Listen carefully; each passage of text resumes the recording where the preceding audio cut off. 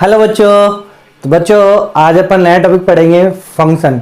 बच्चों अपन ने दो टॉपिक कंप्लीट कर लिए, सेट और रिलेशंस, और इनके रिगार्डिंग जो एनसीईआरटी के क्वेश्चन है बच्चों वो भी मैंने लगभग ऑलमोस्ट 80% तो मैंने करा दिए बच्चों खुद ने। ठीक है बच्चों, 20% करा तो मैंने पूरे ही दिए बच्चों, लेकिन उसमें 20% ऐसे जो मैंने आपसे करवाने की कोशिश करवा रहा हूँ। ठीक है बच्चों, तो वो क्वेश्चन आप करना और कोई डाउट हो तो वो आप मुझसे पूछ लेना। ठीक है मेरे प्यारे बच्चों, अब अपन नया टॉपिक स्टार्ट करेंगे, वो करेंगे फंक्शन। तो बच्चों फंक्शन जो टॉपिक है फंक्शन, तो बच्चों इस टॉपिक में कोई भी बच्चा क्लास को मिस ना करे, मेरा कहने का मतलब यही है। और बच्चों जब आप ये टॉपिक पढ़ो तो साथ में कॉमिफ्लॉम की गोली जो होती है वो भी रख लेना, एक गोली खा लेना बच्चों। ठीक है। अब देखो फंक्शन क्या है बच्चों, ये खैर मजाक था बच्चों, क्या आप रियल में मत कर लेना ऐसा। ठीक है, ड्रग्स को नहीं लेना है बच्चों उसमें ना। अब बच्चों ये जो फंक्शन है, इस फंक्शन में ये कॉम्पिटिटिव एग्जाम के पॉइंट ऑफ व्यू से नहीं, ये मैथ का ही बहुत इंपॉर्टेंट टॉपिक है, ये मान लो आप तो। ठीक है बच्चों, मैथ इसके बगैर होगी नहीं। अब ये फंक्शन जो है इसे अपन हिंदी में क्या बोलते हैं, फलन। क्या होता है क्या नहीं होता, तो अपन ने जो दो टॉपिक पढ़े हैं अपन ने इससे पहले, कौन कौन से, सेट थ्योरी, और इसके बाद अपन ने पढ़ी बच्चों रिलेशन। बच्चों ये जो दो टॉपिक थे सेट थ्योरी और रिलेशन, इसके बाद अपन बात करते हैं फंक्शन की। तो फंक्शन इसका मतलब रिलेशन से ही कुछ रिलेटेड है। फंक्शन किससे रिलेटेड है, रिलेशन से, और रिलेशन किससे रिलेटेड है, सेट थ्योरी से। तो ये सब क्या है, कंबाइंडेड चैप्टर है ना बच्चों, कंबाइंडेड एक्सरसाइज है। तो अब फंक्शन को परिभाषित मैं ऐसे करूं रिलेशन से। अब रिलेशन क्या होता है बच्चों, रिलेशन होता है कर्मित युग्मों का समुच्चय, उपसमुच्चय, या कार्तीय गुणन का उपसमुच्चय। अब ये जो क्या होता है, इसमें जो अवयव होते हैं ए क्रॉस बी में, इसमें अवयव कौन से होते हैं, इसमें होते हैं कार्तीय युग्म, कार्तीय युग्म यानी पेयर, जोड़े। इसके अंदर क्या होते हैं बच्चों, जोड़े होते हैं। ठीक है। अब वो जो जोड़े हैं, उस जोड़ों में जो आने वाला जो पहला और ये दूसरा अवयव, पहला वाला अवयव किससे आता है, ए से आता है, और दूसरा वाला अवयव कहां से आएगा, बी से आएगा। Are you getting my point बच्चों, समझ में आ गया। ठीक है। फिर उसके बाद मैंने आपको ये भी बोलना सिखाया, ये भी मैं बोलने सिखा रहा हूं बच्चों।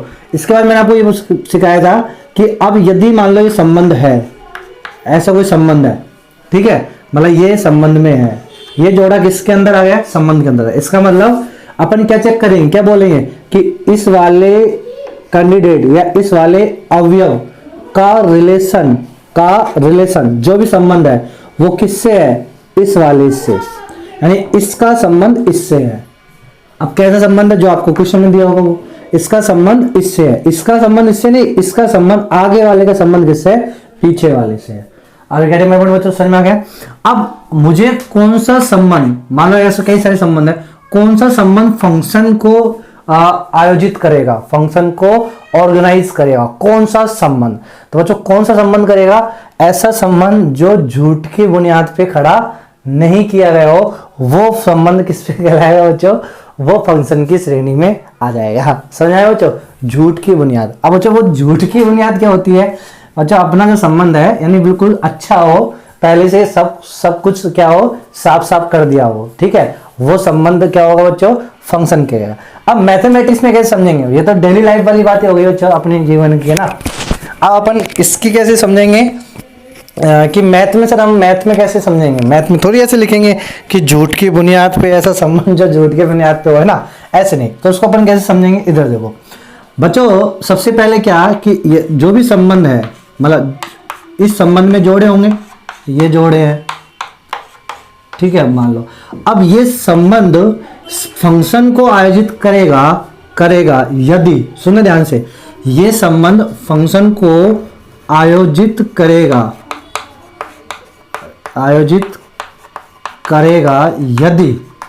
यदि इसमें आने वाले, देखो मैं अपनी ही भाषा में लिख रहा हूं, इसमें आने वाले कर्मित युग्म, इसमें आने वाले कर्मित युग्म के आगे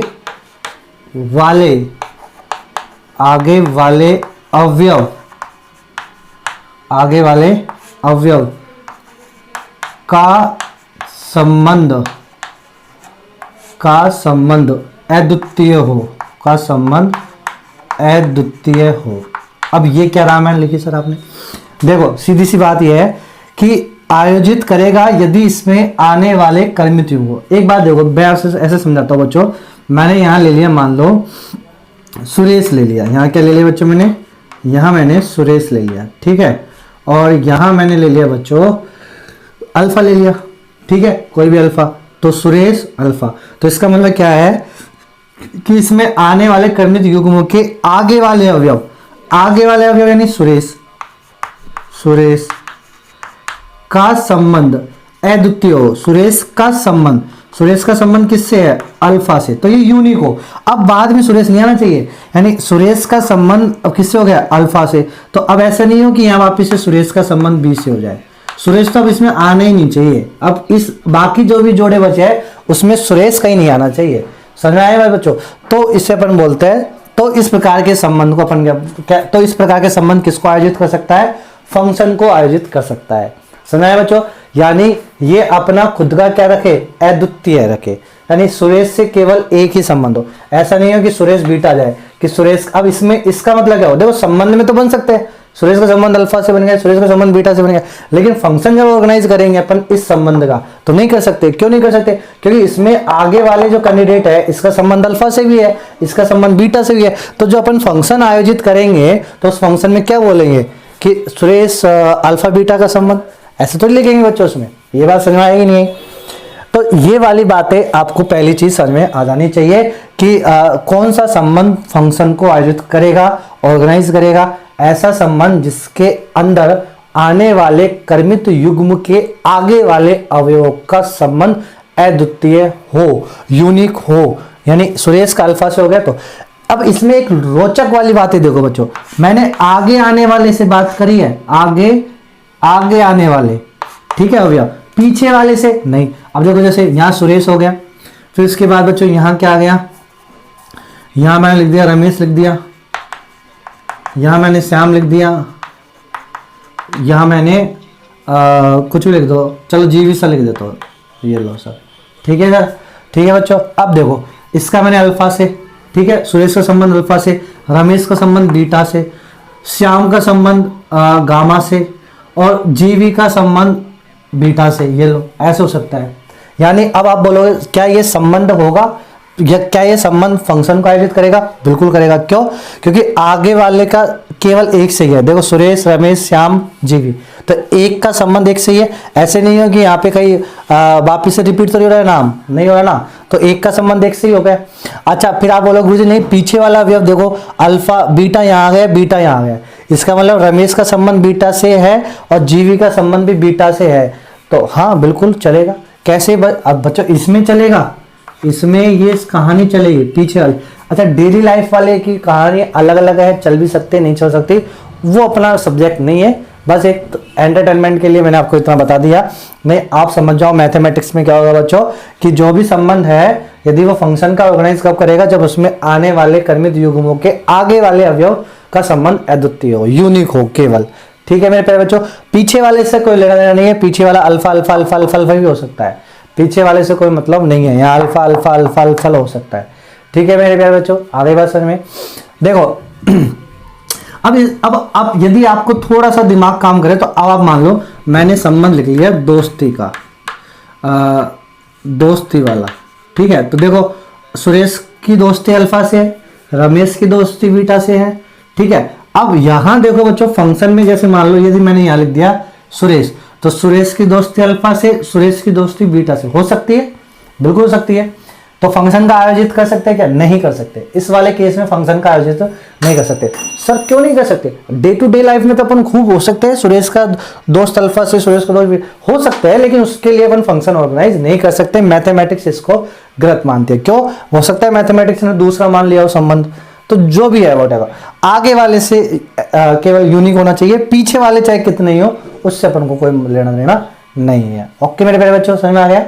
ठीक है, तो आप ऐसे लॉजिक, खुद वाले लॉजिक, अपना कॉमन सेंस, मतलब जो अपना जो सेंसिंग पावर है उसको बच्चों समझने, उसको इस बात के लिए समझने में जोर मत लगा देना कि ऐसा क्यों, ठीक है मेरे प्यारे बच्चों, ये एक डेफिनेशन है मैथमेटिक्स की कि ऐसे संबंध जिसके आगे आने वाले अवयव अद्वितीय संबंध रखते हो तो उन संबंधों को अपन क्या बना सकते हैं, फंक्शन बना सकते हैं। ये मैथमेटिक्स की अप्रोच है।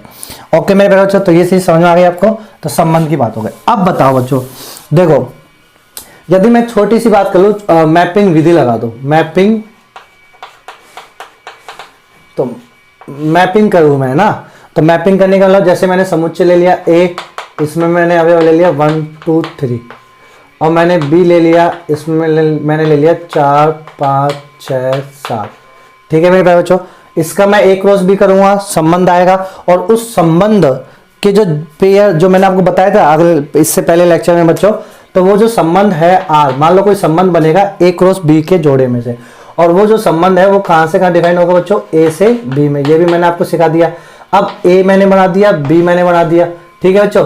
ए 1 2 3 लिखोगे, बी 4 5 6 7 लिखोगे, लिख दिया बच्चों। अब देखो यहां चीज, अब ये जो संबंध था, जो कुछ भी था, कोई भी था, और वो जो संबंध का बना, वो संबंध इस प्रकार है, यानी 1 का 4 से, 2 का 4 से, 3 का 5 से। अब बोलो क्या इस प्रकार का जो संबंध है, ये जो संबंध है, क्या ये फंक्शन भी कहलाएगा? क्या ये संबंध फंक्शन का आयोजित कर सकता है, ऑर्गेनाइज कर सकता है? तो अपना आंसर होगा हाँ। क्यों? क्योंकि इसमें आगे आने वाले इस संबंध के जोड़े, ये जो आर है ना, अब इसमें जोड़े देखो कैसे बनेंगे। इसके जोड़े यदि मैं आपको बना के बताऊं तो 1,4 2,4 3,5 ये बन रहा है ना। तो अपन ये बोलेंगे इस संबंध में आगे आने वाले जितने भी अवयव है उनका संबंध अद्वितीय है, यूनिक है। यानी 1 का 4 से है, फिर 1 का 5 से, ऐसा नहीं है, 1 का केवल 4 से ही है, ये यूनिक है।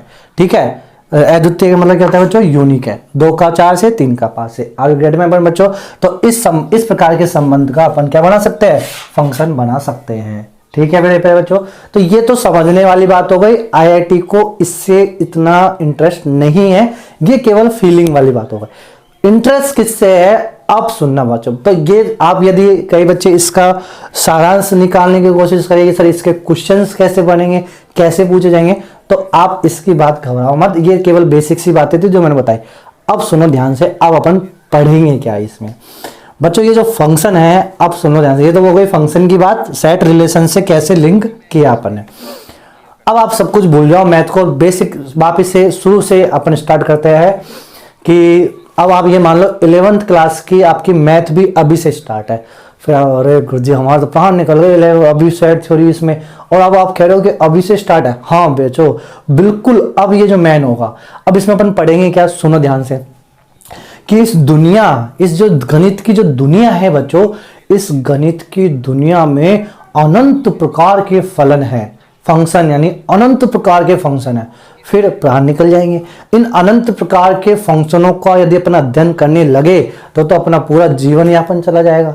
तो अपन कैसे इनको कैटेगराइज करें, कैसे इनको बांटे छोटे छोटे टुकड़ों में, कि अपने दिमाग में हल्का सा याद हो जाए। अच्छा इस टाइप का है, इसको इस परिवार में डालो, अच्छा इस टाइप का है, इसको इस परिवार में डालो।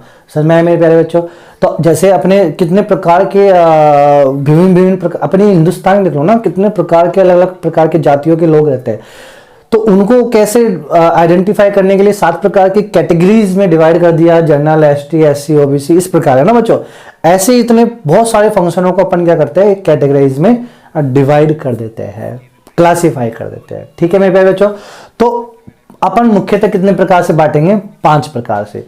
ये जितने प्रकार के फंक्शन है उन सबको कितने प्रकार से बांटेंगे, 5 प्रकार से अपन उनको बांटेंगे। तो आओ स्टार्ट करते हैं इन 5 प्रकार के फंक्शनों को। तो इसको मिटा लेता हूं बच्चों आप, ठीक है। इसको लिखोगे तो अब आप लिखोगे क्या, इसमें फंक्शन जब लिखोगे तो पहली लाइन लिखोगे किस संबंध को फंक्शन कहते हैं। तो पहले आप लिख लोगे किस संबंध को फंक्शन कहा जाता है। ऐसा संबंध जिसमें स्थित कर्मित युग्मों के आगे आने वाले अवयवों का संबंध अद्वितीय होता हो, उन्हें अपन क्या बोलते हैं, फलन कहते हैं।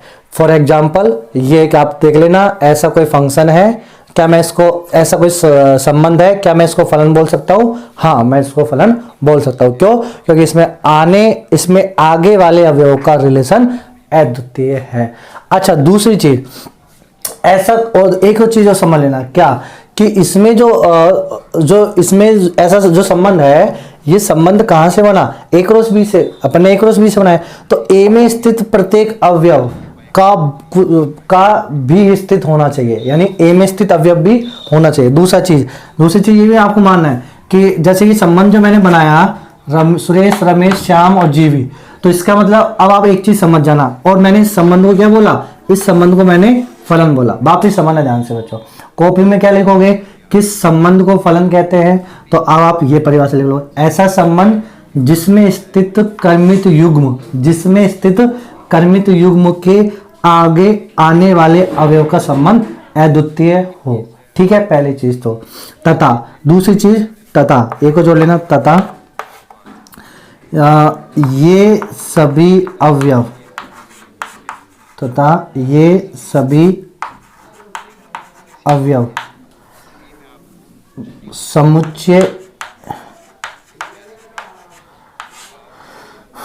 में विद्यमान हो।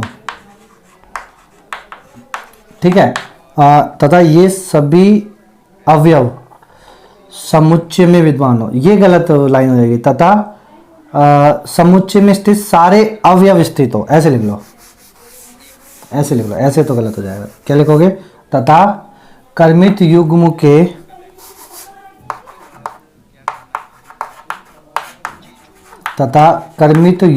और कर्मित युग्म कहां से लिया अपन ने, ए क्रॉस बी से ना, मानना ए क्रॉस बी से, ऐसे मान लिया। ठीक है, जो भी आपको, तथा कर्मित युग्म के समुच्चय ए, जो आगे वाला है ना, तथा कर्मित युग्म के समुच्चय, कर्मित गुणन, तथा कर्मित गुणन के समुच्चय ए के सभी अवयव स्थित हो, सभी अवयव स्थित हो, ये लाइन लिख देना। ठीक है बच्चों, कॉपी में लिखोगे ना तो ऐसे लिखना आपको। ठीक है, कौन से संबंध फलन कहलाएंगे, ऐसे संबंध जिसमें स्थित कर्मित युग्म के आगे वाले अवयव का संबंध अद्वितीय हो, तथा कर्मित गुणन, जैसे मान लो ये है तो आगे वाला, तो कर्मित गुणन के समुच्चय ए के सभी अवयव स्थित हो। अब देखो इसमें क्या है, 1 2 3, अब चेक करो 1 2 3 क्या पूरे ए में आ रहे हैं, हाँ, एक भी छूटना नहीं चाहिए, यदि एक छूट गया तो फिर वो क्या नहीं होगा, वो संबंध नहीं कहलाएगा। समझा बच्चों, ऐसा नहीं हो जैसे मान लो इसमें से ही मिटाल दिया मैंने, तो अब तो 3 तो इस पे तो एरो जाएगा ही नहीं, ये तो ऐसा मैपिंग बनेगा, तो अब क्या इस संबंध को आप फलन बोलोगे कि नहीं, हालांकि अद्वितीय तो है, 1 का 4 से, 2 का 4 से, तो 1 का अद्वितीय हो गया ना संबंध 4 से, 1 का और किसी से है नहीं, तो ठीक है, लेकिन ये 3 जो है वो खाली रह गए ना, खाली नहीं रहना चाहिए, ये और आपको समझना है। ओके मेरे प्यारे बच्चों, तो आप इस प्रकार लिख के एक एग्जाम्पल लिख लोगे। ठीक है, ये एक एग्जाम्पल लिख लोगे, तो पता लगा मैंने क्या बोला आपको, क्या लिखना है। चलो अब बात करेंगे अपन, इतना लिख लिया, ओके, अब बात करेंगे अपन किसकी, फंक्शन के 5 प्रकार जो अपन ने बांटे हैं उनके। तो चलिए मेरे प्यारे बच्चों, अब अपन बात करेंगे किसके, संबंधों को अपन ने बांटा है ना, मतलब फलनों को बांटा है। तो फंक्शन, यहां लिखोगे फलन और इसके प्रकार, है ना, इसको मैंने बांटा कितने, 5 भाग, और वो जो 5 जो भाग है वो कौन कौन से, मैंने पहला जो मैंने पटक दिया इसको, वो मैंने पटक दिया बीजगणितीय फलन, बीजगणितीय फलन। हिंदी गलत लिखी हो तो कोई बात नहीं बच्चों, टॉलरेट कर लेना। ठीक है, इसे बोलेंगे अलजेब्रिक फंक्शन, अलजेब्रिक फंक्शन, एक तो इसमें बांटा है अपन ने। उसके बाद फिर अपन बात करेंगे बच्चों किसकी, लघुगुणकीय फलन, लघुगुणकीय फलन। लघुगुणकीय फलन को अपन क्या बोलते हैं बच्चों, लॉगरिथमिक फंक्शन, क्या बोलेंगे इसको, लॉगरिथमिक फंक्शन। ठीक है मेरे बच्चों, फिर उसके बाद अपन बात करेंगे किसकी, चरघातांकीय फलन,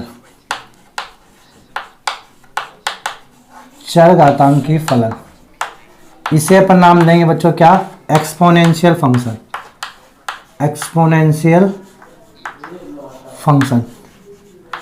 ठीक है मेरे प्यारे बच्चों, उसके बाद अपन बात करेंगे किसकी, ट्रिग्नोमेट्रिक फंक्शन। तो यहां से स्टार्ट कर देता हूं, 1 2 3, फिर चौथा अपन बात करेंगे क्या, त्रिकोणमितीय फलन, त्रिकोणमितीय फलन। याद रखना बच्चों, मैंने इनको क्या बोल रहा हूं यहां, याद रखना। देखो सब उल्लंघन करेंगे, सबका अपवाद बनाएंगे, बहुत प्राण निकलेंगे। इससे पहले एक एक चीज को, यहां जो भी चीज लिखी ना उसका सबका मतलब है। देखो यहां क्या लिखा है, फलन, यहाँ क्या लिखा है फलन, यहाँ क्या लिखा है फलन, यहाँ क्या लिखा है फलन। इसका मतलब एक बात स्पष्ट है कि जो फलन अपन ने इनको बोला है तो इनको कुछ ना कुछ अपन ने बाउंडेड किया है। कैसे बाउंडेड किया है कि आगे वाला जो समुच्चय होगा उस समुच्चय के सारे अवयव होने चाहिए, पहली चीज तो अभी ये बोला ना। और दूसरी चीज क्या है कि सब यूनिक क्या हो, रिलेटेड हो, सब यूनिक रिलेटेड हो, ऐसे नहीं एक का दो से ज्यादा हो। पीछे वाले के तो कोई मतलब नहीं है, पीछे वाले तो सारे ही वही हो तो कोई भी दिक्कत नहीं है। समझ में आया मेरे प्यारे बच्चों। तो इस चीज का त्रिकोणमितीय फलन, अभी मैं इसका ही पोस्टमार्टम कर दूंगा, लेकिन मैं हाईलाइट करते जाता हूं क्योंकि बच्चों को यहाँ पे थोड़ा सा मिस कर देते हैं वो कॉन्सेप्ट को। इसे अपन बोलेंगे इंग्लिश में ट्रिग्नोमेट्रिक। अब देखो आपने बच्चों 11th क्लास में कई बच्चों ने पढ़ भी ली होगी, कई बच्चों ने 10th में पढ़ ली होगी, ठीक है, कईयों ने दोनों में पढ़ ली होगी। और दोनों के पढ़ने के बाद जब अपन त्रिकोणमितीय फलन को, अभी अपन इतना डिटेल में नहीं लेके जाएंगे, अभी अपन सिंपल ग्राफ वगैरह थोड़ी नॉलेज देंगे। जब त्रिकोणमितीय में जाएंगे तब देखना इसका अलग ही उदाहरण होगा। सर आप डरपा क्यों रहे हो हमें, त्रिकोणोमेट्रिक फंक्शन, ठीक है। चलो और फिर उसके बाद अपन बात करेंगे पांचवा, प्रतिलोम त्रिकोणमितीय फलन, प्रतिलोम त्रिकोणमितीय फलन। इसे अपन बोलेंगे इनवर्स ट्रिग्नो फंक्शन।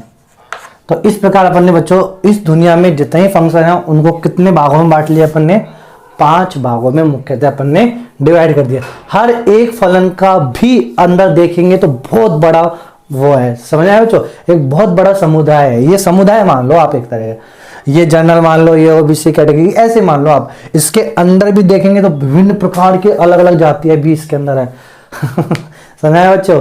तो ये चीजें तो कॉमन सी है, तो इस प्रकार मैं आपको लिंक करके थोड़ा सा समझाने की कोशिश कर रहा हूं ताकि आप समझ जाओ। तो 5 प्रकार के फलनों में बांटा, एक एक फलन का पोस्टमार्टम करेंगे। उससे पहले अब इन 5 प्रकार के फंक्शन को मैं दिखाऊंगा कैसे, वो सुन लो। इन सबका एक ही नोटेशन होगा और जो नोटेशन अपन बोलेंगे वो नोटेशन सुन लो, इसको याद रख लेना आप। नोटेशन क्या होगा, मैं इनको दिखाऊंगा y = f(x), इससे मैं दिखाऊंगा। अब ये जो f है ये फलन को दिखाएगा, ये f एल्जेब्रिक हो सकता है, ये f लघुगुणक हो सकता है, ये f चरघातांक हो सकता है, ये f त्रिकोणमितीय हो सकता है, ये f प्रतिलोम त्रिकोणमितीय फलन हो सकता है। ठीक है मेरे प्यारे बच्चों, समझ आ गया? ओके। उसके बाद ये जो गोदी है, ये क्या है, गोदी है किसकी, ये फलनों की। कौन सा फलन है, कोई सा भी हो सकता है, हर फलन की गोदी होती है, ये चीज को समझना है। इन जितने भी फलन होंगे इन फलनों की गोदी होगी, उस गोदी में अपन को कुछ बैठाना पड़ेगा, कुछ बैठाना पड़ेगा। अब मैथमेटिक्स में तो क्या बैठाएंगे, नंबर ही बैठाएंगे, और फिजिक्स में अपन किसको बैठाते हैं, भौतिक राशि को। तो बच्चों ये जो आज का लेक्चर है ये ना केवल मैथ के लिए, ये फिजिक्स की बेसिक मैथमेटिक्स के लिए भी लागू होगा, उस चीज को भी आप समझ लेना। ओके मेरे बच्चों, तो ये जो है ये एक फलन है, इसकी ये गोदी है, इसकी गोदी मैथ में बैठेगा नंबर, फिजिक्स में बैठेगा भौतिक राशि। ठीक है बच्चों। अब ये जो नंबर अपन ने बैठाया, अपन मैथ की बात कर लेते हैं, तो ये नंबर बैठाएंगे अपन। नंबर कहां से बैठाएंगे, एक समुच्चय से बैठाएंगे। कहां से बैठाएंगे, समुच्चय। कौन सा समुच्चय, अब सुनो, वही वाला समुच्चय जो a क्रॉस b होता है ना, ये a क्रॉस b, ये क्या a क्रॉस b क्या है, a क्रॉस b के उप समुच्चय बनेंगे संबंध, संबंध में से जो मेरी कंडीशन को फुलफिल करेंगे वो बनेंगे फंक्शन। समझ आया बच्चों। तो इसमें जो आगे वाले हैं वो कहां से बैठेंगे, a में से।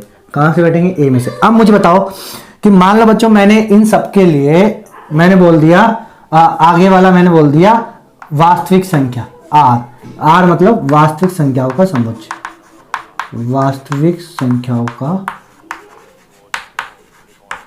समुच्चय। क्या बोला मैंने बोला कोई संबंध था जो वास्तविक संख्याओं के समुच्चय में था। ठीक है बच्चों। तो अब आप मुझे बता सकते हो इसकी गोदी में क्या बैठेंगे, सब कुछ। सब कुछ का मतलब वास्तविक संख्या क्या होती है, माइनस अनंत से प्लस अनंत। माइनस अनंत नहीं बैठेगा इसलिए ओपन ब्रैकेट लगाए, प्लस अनंत भी नहीं बैठेगा इसलिए ओपन ब्रैकेट लगाए। दोनों ही चीज मैथमेटिक्स में पाप कहलाती है, तो इनको बोलना ही अपने लिए पाप है, इसलिए अपन इसको बोलते हैं अपरिभाषित। माइनस अनंत नाम की कोई चीज नहीं, प्लस अनंत नाम की कोई चीज नहीं, लेकिन इनके बीच में जो नंबर आ रहे हैं वो तो है, वो तो है, तो वो चीजें सब बैठेंगे यहाँ पे। और गए मैं बच्चों, समझ में आया क्या कह रहा है मैंने, क्या बोला, इन सभी फलनों का नोटेशन ऐसे होगा, ये सारे फलन या तो ये हो सकते हैं या ये हो सकता है या ये हो सकता है, इन सारे फलनों की गोदी होती है, उस गोदी में अपन मान जो बैठाएंगे वो मान कहां से बैठाएंगे, जो अपने पास कोई समुच्चय दिया होगा ना, या तो क्वेश्चन में इस प्रकार दे देगा, ऐसे दे देगा तो ए में से बैठाएंगे, नहीं दिया है तो भाषा बोल के बता देगा, वास्तविक संख्याओं के समुच्चय में, प्राकृत संख्याओं के समुच्चय में, या पूर्णांक संख्याओं के समुच्चय में, या परिमेय संख्याओं के समुच्चय में, जो वो देगा बोल के वो अपन को कौन देगा, एग्जामिनर, जो एग्जामिनर देगा वो। चलो ये चीज समझ में आ गई। मान लो नहीं दे तो, मान लो नहीं दे तो, नहीं दे तो फिर क्या मान के करना है आपको, ये मान के करना है। समझ में आ गई बात, ठीक है बच्चों, नहीं दे तो क्या है, ये मान के करना है। और चलो तो x इसमें बैठेगा, ठीक है बच्चों। फिर उसके बाद जैसे मैंने इन नंबरों को बैठाया तो दमादम कैलकुलेशन होती रहेगी। इसको बैठा दिया, मतलब ए में से अवयव बैठाया, एक नंबर बैठाया, फलन की गोदी में बैठाया, कुछ रिजल्ट मिलेगा, वो जो रिजल्ट आता जाएगा बैठाने के बाद, दुशुम दुशुम दुशुम दुशुम बैठाने के बाद y की मान मिलता जाएगा। या मैं इसको बोलूं y का मान बोल लो, ये बराबर है ना, और ये क्या है, x बैठने के बाद fx, ये हो गया ना। कभी सिंगल एफ वाई नहीं कहलाएगा, इसकी गोदी में जब x बैठ जाएगा तब इस पूरे को मैं क्या बोलूंगा, y। इसका मतलब y का मान बराबर क्या है, फलन का मान। तो आप, मैं जब आपसे बोलूं फलन का मान, इसका मतलब y का मान, एक ही बात है। कब मिलता है, जब उसकी गोदी में कुछ नंबर बैठा दोगे तब वो मान देगा। वो सभी मानों को जो एक समुच्चय, वो सभी मानों से, फलन के मानों से, फलन के मानों से बना समुच्चय परिसर कहलाता है, जो ग्राफ में दिखाते हैं, जिसको हम क्या कहलाता है, फलन के मानों से बना समुच्चय परिसर कहलाता है। इसे अपन इंग्लिश में बोलते हैं रेंज, ठीक है बच्चों। और दूसरी चीज, जो x के, जो फलन की गोदी में जो बैठा है ना x, ये जिस समुच्चय से लेते हैं, जिस समुच्चय में बैठाते हैं, उस समुच्चय को अपन क्या बोलते हैं, प्रांत। क्या बोलते हैं उसको, प्रांत, डोमेन। और यदि मुझे इस फलन का ग्राफ बनाना है, यदि मुझे इस फलन का ग्राफ बनाना है तो मुझे क्या मालूम होना चाहिए, उसका डोमेन और उसका रेंज मालूम होना चाहिए। तो पहली चीज अपन ने आज क्या सीखी, सबसे पहले संबंध से फलन क्या, वो सीखा अपन ने। उसके बाद इस दुनिया में अनंत प्रकार के फंक्शन है, तो मैंने उनको 5 प्रकार में बांट दिया है। उन पांचों के अंदर भी अलग अलग प्रकार के होते हैं, तो वो अपन बाद में बात करेंगे। उससे पहले मैंने ये बोला आपको कि ये जो पांचों की पांचों फंक्शन है, इनका नोटेशन ये होगा। इस नोटेशन में ये जो f है, ये f ये ले सकता है, ये ले सकता है, ये ले सकता है, कुछ भी ले सकता है, ये f की जगह, ठीक है बच्चों। अच्छा, एफ जी, मान लो एक ही क्वेश्चन में एफ एक्स भी हो, जी एक्स भी हो, तो इसका मतलब ये एफ अलग कैटेगरी का है, वो जी अलग कैटेगरी का है, ये आपको समझ लेना चाहिए, ठीक है बच्चों। उसके बाद मैंने बोला कि इसकी गोदी शून्य नहीं रहेगी, इसकी गोदी में नंबर बैठाना पड़ेगा। वो नंबर जिस समुच्चय में से बैठाएंगे उस समुच्चय को प्रांत बोलेंगे। गोदी में नंबर बैठने के बाद फलन एक मान देगा, फलन के मानों से बना समुच्चय क्या कहलाएगा, परिसर, उसे अपन रेंज बोलते हैं। क्या बोलते हैं, रेंज। और मैंने आपको बोला है तीसरी चीज क्या, कि इन जितने भी फलन है, इन सब फलनों का ग्राफ जब अपन बनाएंगे, याद रखना ग्राफ इंपॉर्टेंट है, ग्राफ आपको आना चाहिए। बेसिक इनमें भी कुछ बेसिक फंक्शन होते हैं, बीजगणितीय फंक्शन के भी कुछ बेसिक फंक्शन है, जिनके ग्राफ आपको आधी रात को 12 बजे भी याद होने चाहिए, मालूम होने चाहिए। यदि आप गणित के स्टूडेंट हो तो कैसे उसका ग्राफ बनेगा, एक रफली स्केच करना आपको आना चाहिए। मैं ये नहीं कह रहा एग्जैक्ट, एक रफली स्केच करना आपको आना चाहिए। नहीं आएगा तो कुछ नहीं कर सकते, तो इसलिए आपको एक ग्राफ भी पढ़ना है, समझना है मैं जो बताऊंगा, इसके भी और इसके भी, ठीक है बच्चों। अब ये ग्राफ बनाने के लिए अपन को क्या चाहिए, अपन को थोड़ी सी नॉलेज होनी चाहिए, किसके बारे में, डोमेन के बारे में और रेंज के बारे में। किसके बारे में, डोमेन और रेंज के बारे में, ठीक है बच्चों। तो अब अपन एक एक करके ग्राफ पढ़ेंगे इन सबका, ठीक है। फिर उसके बाद इनइक्वालिटीज पढ़ेंगे, असमीकरण पढ़ेंगे, तो वो बहुत बड़ा चैप्टर हो जाएगा। हो सकता है एक कॉपी पूरी आपकी इससे बन जाए, ये आपको समझ लेना है। तो चलो अपन पहला हेडिंग लगाओ, बीजगणितीय फलन। इसका पोस्टमार्टम करते हैं। सबसे पहले इसकी पहचान क्या है, हाउ कैन बी लुक, यानी ये कैसा दिखता है, इसकी पहचान। तो पहचान क्या है इसकी, आइडेंटिफिकेशन कैसे करेंगे, इसकी पहचान क्या है, बीजगणितीय फलन x की पावर n, ऐसा कुछ हो, ठीक है, x की पावर n इस प्रकार ऐसा कुछ हो तो वो बीजगणितीय फलन कहलाता है, x की पावर n। अब इसमें कुछ भी जुड़ रहा हो, घट रहा हो, वो अलग बात है। सबसे मतलब संयुक्त फलन भी होता है, कॉम्पोजिट फंक्शन भी होता है कि एक फलन की गोदी में दूसरा फलन बैठता है।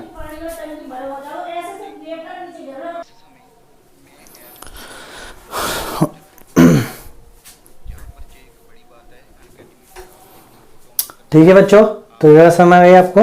चलो अब अपन इनका ग्राफ बनाते हैं। एक चीज मतलब सॉरी पहचान पढ़ रहे थे ना अपन, हाँ, तो x की पावर n ऐसा कुछ हो तो उसे अपन बीजगणितीय फलन बोलेंगे।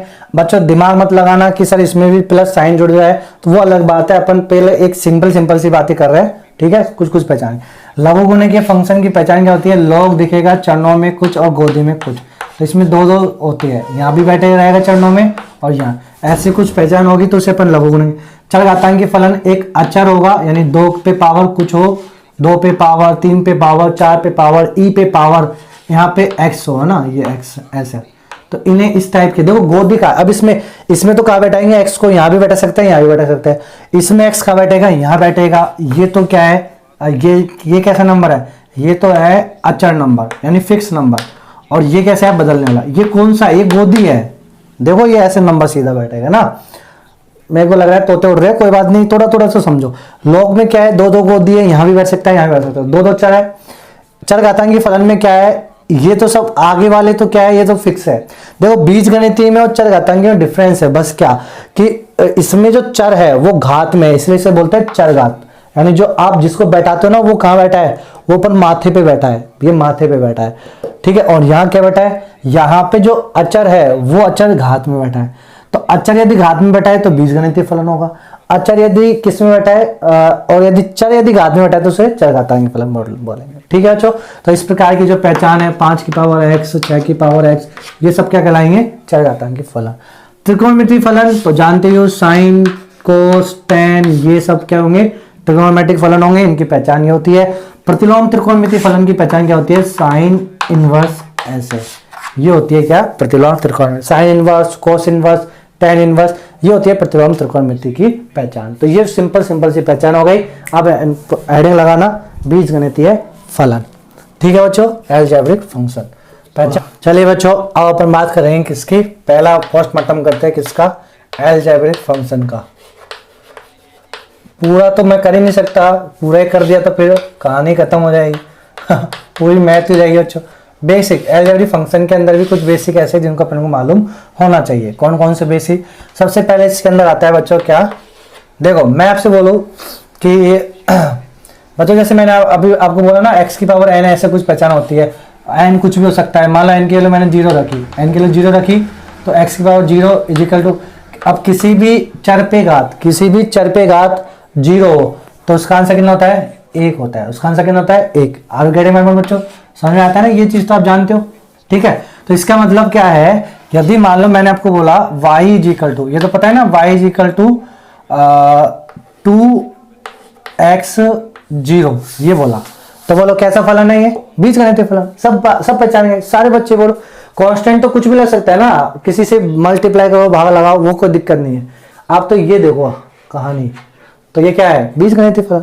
अच्छा इसको मैंने आपको दिखाने के लिए ऐसे दिखाया, नहीं तो मैं ऐसे बोलूंगा ना y बराबर 2, इसको मैं ऐसे भी ले सकता हूं, तो y बराबर 2, बोलो कैसा फलन है, अलजेब्रिक फंक्शन। अच्छा अलजेब्रिक फंक्शन के अंदर भी कैसा है, तो इसे अपन बोलेंगे। अब मुझे बताओ इसकी गोद कहीं x आ रहा है क्या, नहीं आ रहा ना, x तो है ही नहीं, x का मान कुछ भी बैठाओ हमेशा y का मान क्या आएगा 2। तो ऐसे फलनों को बोलते हैं अपन कांस्टेंट फंक्शन। क्या बोलेंगे इनको, कांस्टेंट फंक्शन।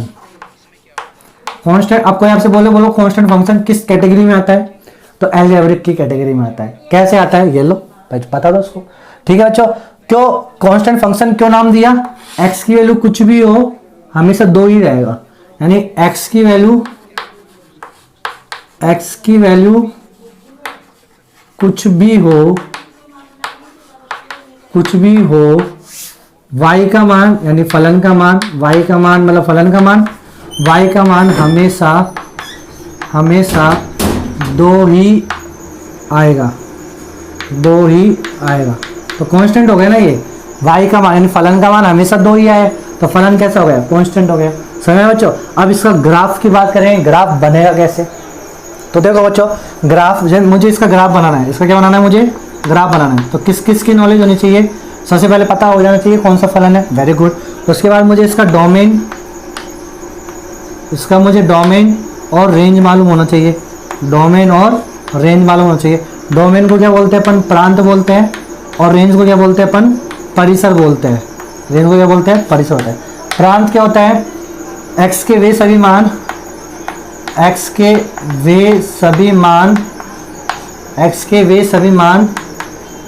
जिनके लिए फलन का मान परिभाषित हो, ठीक है। ये तो हो गई स्टैंडर्ड डेफिनेशन प्रांत की, x के वे सभी मान जिनके लिए फलन का मान परिभाषित हो। या फिर दूसरा क्या कहलाएंगे, कभी कभी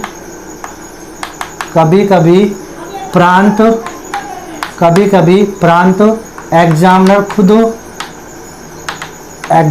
खुद दे देता है। कभी कभी प्रांत को कौन दे देता है, एग्जामिनर खुद दे देता है, ठीक है।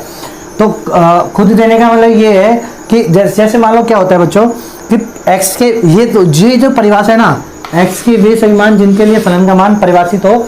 तो मान लो मैंने मान निकाल लिए, मैंने कुछ एनालिसिस करके कोई ऐसा फंक्शन, मान लो कोई जनरल फंक्शन है, और मैंने उसमें x के मान देख लिए। इस दुनिया में जितने भी x के मान है जो बैठ सकते हैं, तो कौन से मान है, पूरे मान मिला लो तो वास्तविक संख्याओं का जो समुच्चय होता है माइनस अनंत से लेकर प्लस अनंत के बीच में जो भी संख्या होती है, वो सारी की सारी संख्या में बच्चों क्या क्या आ जाता है, उन सभी संख्याओं में प्राकृत संख्या जाती है, उन सभी संख्याओं में परिमेय संख्या जाती है, उन सभी संख्याओं में अपरिमेय संख्या, तो पूरी संख्या वही है। तो ये दुनिया में वास्तविक, जब भी तो उसको बोलते हैं वास्तविक, रियलिटी में। तो x मतलब रियलिटी में मैंने कोई फंक्शन देखा और उसमें रियलिटी में जितनी वैल्यू है वो सारी वैल्यू मैंने रख ली और फलन को कोई दिक्कत नहीं है, फलन परिभाषित हो रहा है। तो इसका मतलब उसका जो प्रांत होगा वो क्या जाएगा, सब कुछ आ जाएगा।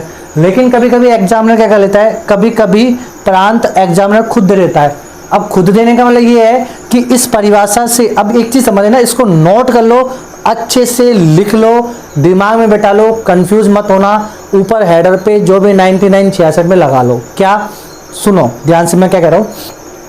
एक चीज याद रखना कि एक तो इससे प्रांत बनेगा, इससे आप बना लोगे, एक ये वाला प्रांत। अब एक इनमें रिलेशन क्या होगा कि ध्यान रखना, एग्जामिनर कभी भी ऐसा प्रांत नहीं देगा जो इसमें आ ही नहीं रहा हो, जो इससे ज्यादा आ रहा हो। इसका मतलब एग्जामिनर द्वारा दिया गया प्रांत या इस अपने वाला जो प्रांत है उसका उप समुच्चय कहलाएगा।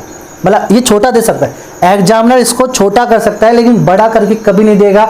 यदि बड़ा करके दिया है तो वो एग्जामिनर ही नहीं कहलाएगा ना उससे ज्यादा दे सकता, ज्यादा भी नहीं आएगा, सबसे ज्यादा यही है। अब उसमें से कुछ कम करके डाल दो तो कोई दिक्कत नहीं है भाई। आप ये मानो, जैसे मैं आपको बताता हूँ, ये हुआ माइनस अनंत, ये हुआ प्लस अनंत, और ये कोई फलन है, मान लो कोई फलन है एफ नाम का कोई फलन है। जब मैंने x की वैल्यू, ये x की वैल्यू यहाँ आती है x पे, ये x की वैल्यू माइनस अनंत से चली dish dish dish dish dish dish dish dish dish dish dish dish, ये सारी वैल्यू मैंने किस में रखी, इस फलन की गोदी में रखनी। जब मैंने रखना स्टार्ट किया तो फलन का मान आएगा। फलन का मान कहाँ पे आता है, हमेशा y एक्सिस पे आता है। तो ग्राफ बनता चला जाएगा ये ऐसे, मान लो ऐसा ग्राफ बना, ठीक है, मान लो ये ऐसा ग्राफ बना।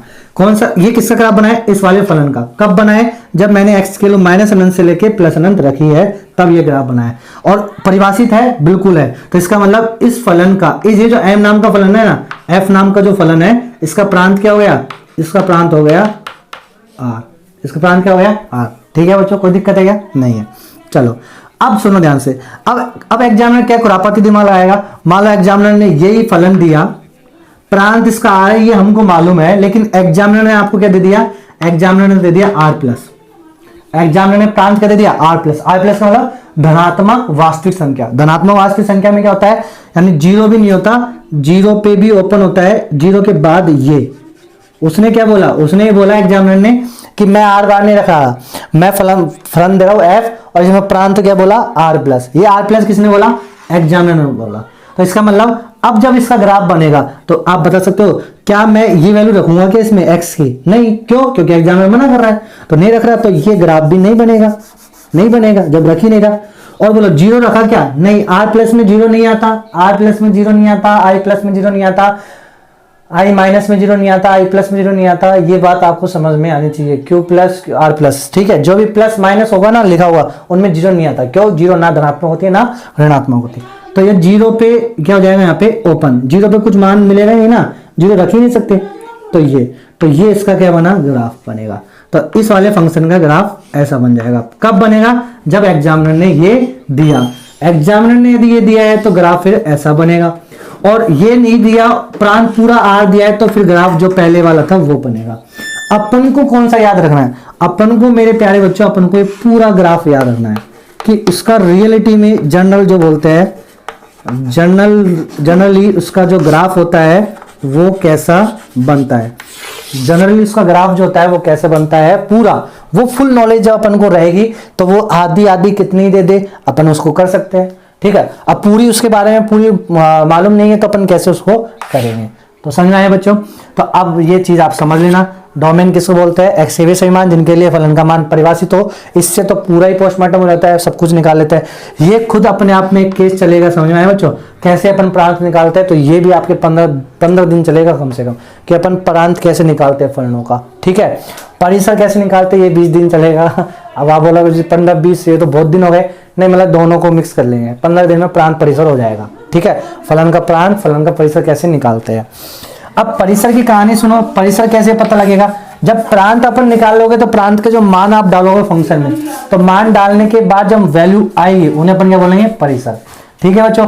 अब ये चीज यहां से देखो, इधर वाला, अब ये तो हो गई सारी कहानी। अब मुझे बात करनी है इस वाले फंक्शन की, मुझे बात करनी है y बराबर 2 के लिए। तो बोलो बच्चों y बराबर 2 कांस्टेंट फलन है, x की वैल्यू मैं क्या इसमें x की वैल्यू कुछ भी रख सकता हूं, हाँ बिल्कुल कुछ भी रखो, क्या अपरिभाषित।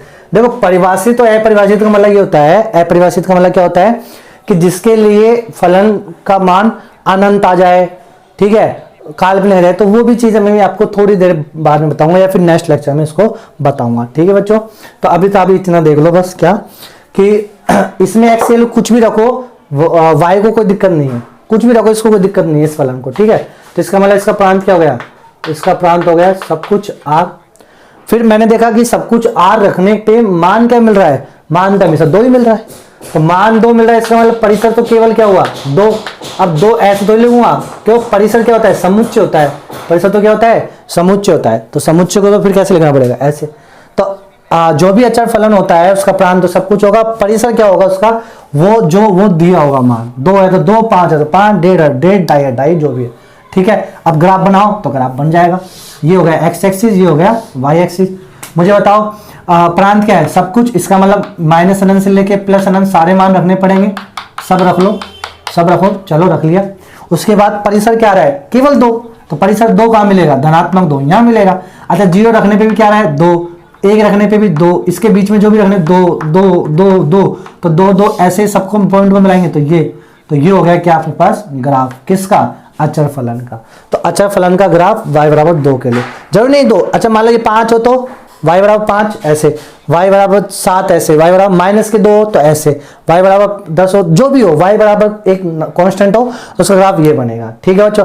अच्छा y बराबर 0 हो तो फिर ये x एक्सिस खुद हो, x एक्सिस खुद। तो अब आपसे वही क्वेश्चन पूछा जाए, बोलो x एक्सिस का समीकरण क्या है, या x एक्सिस का फंक्शन क्या बोलते हैं, y बराबर 0। x एक्सिस फंक्शन क्या बोलते हैं, y बराबर 0 बोलते हैं। समझ आया मेरे प्यारे बच्चों, कोई दिक्कत है क्या, चलो तो ये हो गया अपने पास पहला फॉर्म। तो ये सब आप लिख लेना। अब क्या लिखोगे आप, स्टार्टिंग क्या करोगे, अचर फलन, उसमें पहले हेडिंग लगाओगे कांस्टेंट फंक्शन यानी अचर फलन। बीजगणितीय फलन में भी पहला क्या लिखोगे, अचर फलन, ठीक है बच्चों, अचर फलन क्या होगा, x की वैल्यू कुछ भी हो, y का मान हमेशा कांस्टेंट रहे, हमेशा अचर रहे, हमेशा अचर ही आएगा, तो उसे अपन बोलेंगे अचर फलन। ठीक है बच्चों, अब अचर जैसे y बराबर 2 के जो भी कुछ हो तो वो आप लिख लेना। फिर उसके बाद प्रांत परिसर का कॉन्सेप्ट भी मैंने आपको सिखा दिया है ग्राफ बनाते समय, तो आप ये चीजें रख लेना कि अपन को सबसे पहले फलन का जनरली आपको क्या होना चाहिए, प्रांत मालूम होना चाहिए, और उस प्रांत से छेड़ाछाड़ी कौन कर सकता है, एग्जामिनर कर सकता है। एग्जामिनर ने जो उस प्रांत से छेड़ाछाड़ी करी है तो जनरली की इंफॉर्मेशन जब अपन को आती है तो उससे अपन आधा पीछा करके कर लेंगे। तो अपन को हमेशा जब अब जो भी मैं ग्राफ बनाऊंगा वो कौन सा ग्राफ बनाऊंगा, जिस जनरली वाला जो प्रांत मुझे मालूम है उसकी नॉलेज से मैं पूरा ग्राफ बनाऊंगा।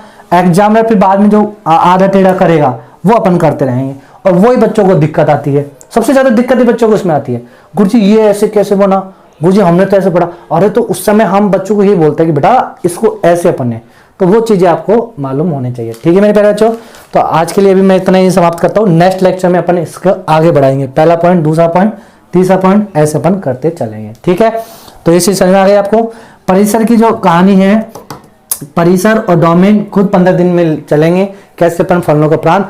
अब ये तो कौन से प्रांत बता रहा हूं मैं, जो बेसिक से है, समझे, बेसिक वाले जिनको मुझे याद हो जाते हैं या याद रखने ही पड़ेंगे, ऐसा तो है ही।